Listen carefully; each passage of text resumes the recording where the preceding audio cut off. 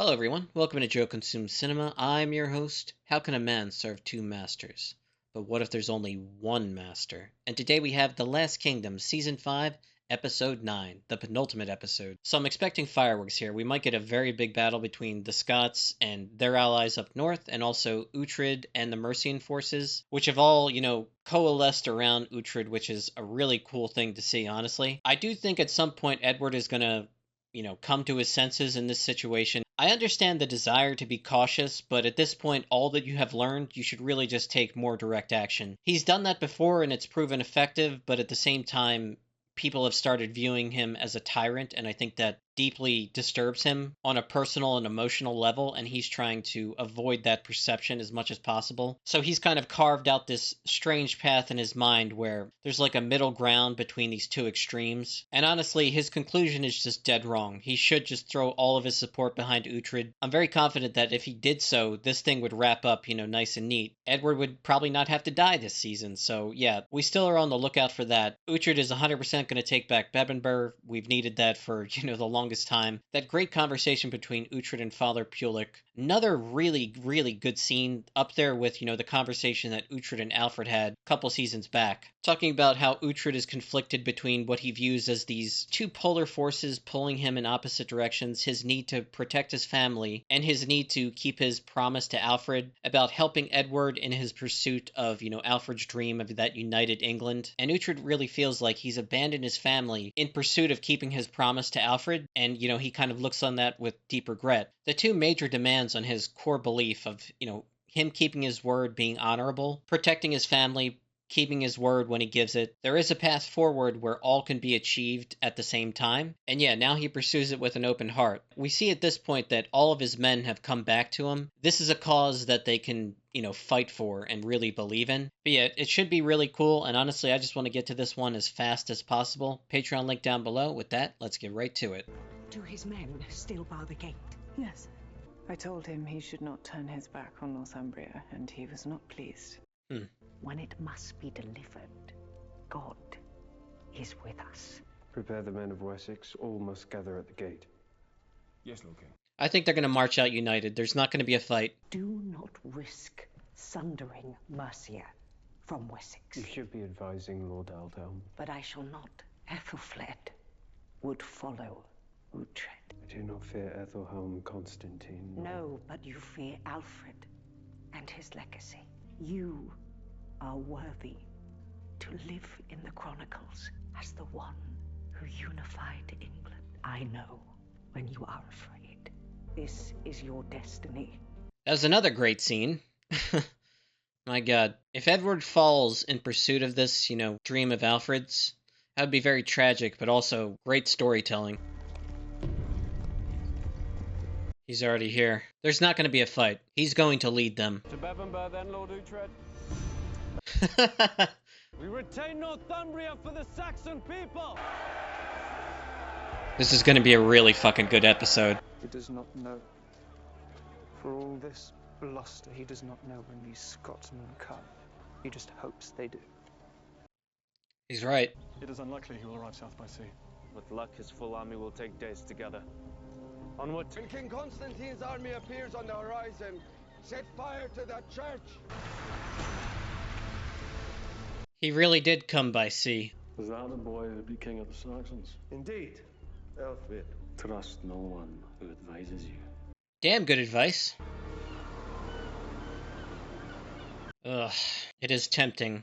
I don't think she's gonna do it. Our plan to ambush is mistimed. Constantine is already within the fortress. That's actually a good thing, though. He didn't bring his army. Bebbanburg is well defended, yes, but we will surely outman them. His own daughter died amidst the fury of his scheming. I will leave with some of my men. Wait until you have word from us. We shall get Elfwin out of the fortress, then you can attack. How? If it works, we will return with Elfwin. We will seek the help of someone I know. Who's he reaching out to? The only person I could think about that's kind of around this area, maybe Heston? I don't know. Haven't seen her in forever. By any piece of luck, the traitor Heston's still in these lands. Truly the gods are with you.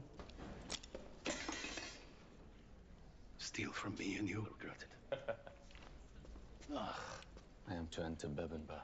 and you are to help me by distracting the household guard. No, absolutely not. I will retake my lance, and then we will return to punish you for this refusal. I'm not known for my loyalty, Uhtred. It is not wise to put this in my hands. It will cost you. Yes, I know.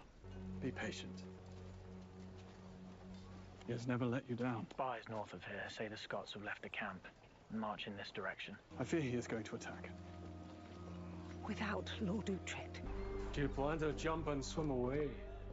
You already hate me. Yes. I do not wish to marry you either. Then free me from this bargain. No. You will be my wife. You will live in comfort. I shall enjoy the riches of your lands in Mercia. I may visit, but not your chamber. That's an interesting offer. The marriage will be barren. That could have gone so much worse.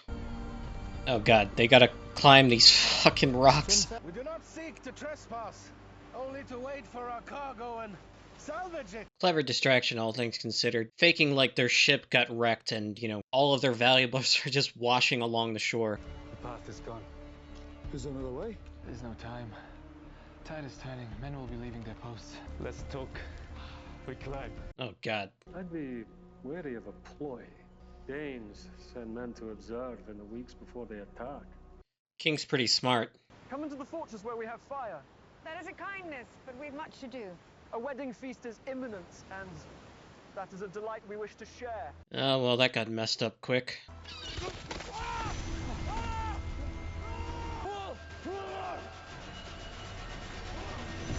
This repair looks weakest. Try. Too fast and too loud. Heston. Now that is a face I would not forget. The last time we met, you imprisoned me in Alfred's tomb. Siege of Winchester. Stay a while, Heston.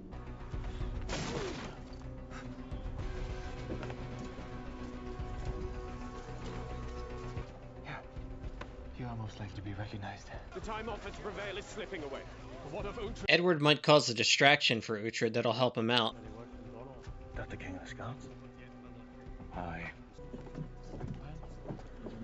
You men,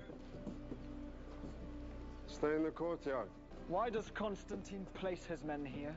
We do not discuss what measures we take to ensure my lord is protected. Your man strays where he is not wanted. He's no man of mine. Well, that sucks. Lady Elfwin? Yes. Come! Trying to rescue you. I have heard that many times before. Heston tried to kill my mother. Oh god. Girl is mistaken.